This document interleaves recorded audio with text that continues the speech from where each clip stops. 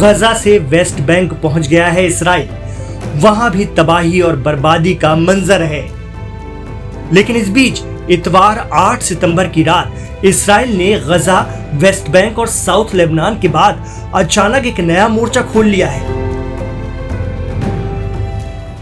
Israel forces ने middle Syria, जिसे शाम भी कहा जाता है, इसके कई इलाकों में जबरदस्त आसमानी हमले कर डाले।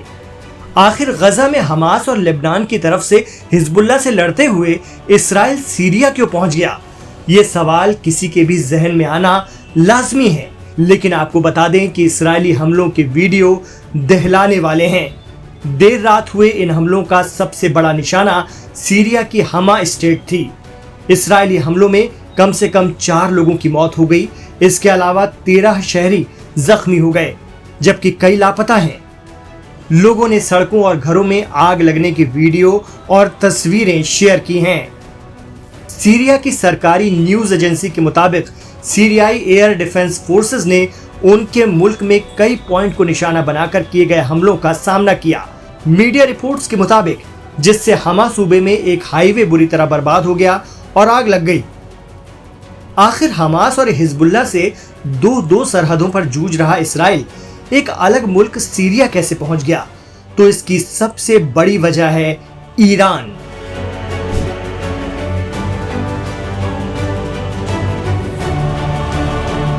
जी हां, इसराइल का दुश्मन नंबर 1 ईरान। दरअसल ईरान और उसकी सबसे ताकतवर फोर्स पासदारान इस्लाम ने सीरिया की असद हुकूमत को साल 2011 में शुरू हुए तख्ता पलट की जंग और सिविल वॉर से निकालकर आज भी महफूज और मजबूत बना रखा है। कहा जाता है कि सीरिया की शिया अक्सरियत वाली बशर अल असद सरकार अमेरिका और तमाम सुन्नी ममालिक की लाख कोशिशों के बावजूद नहीं हिल सकी, और इसकी सबसे बड़ी वजह ईरान है। दरअसल इसराइल के ताज़ा हमले सीरिया में हमा स्टेट के मेसाफ में एक साइंटिफिक रिसर्च सेंटर और दीगर साइटों को निशाना बनाकर किए गए थे, जहां ईरानी साइंसदां और एक्सपर्ट्स सीरिया में हथियार डेवलप करने के लिए तैनात हैं। स्थानीय मीडिया ने तटीय शहर टाइटस के आसपास हमलों की भी खबर दी है। हालांकि इसराइल की तरफ से इन हमलों को तस्लीम नहीं किया गया है, और ऐसा पहले भी हुआ है कि इसराइल ने शायद ही सीरिया में अपने किसी भी अटैक की जिम्मेदारी ली हो। इसराइल सीरिया पर हमले ईरान हिमायती फोर्सेस को निशाना बनाने के लिए करता है। सीरिया में ईरान की जबरदस्त मौजूदगी और वहां की बशर अल असद सरकार पर कंट्रोल इसराइल की सबसे बड़ी मुसीबत है।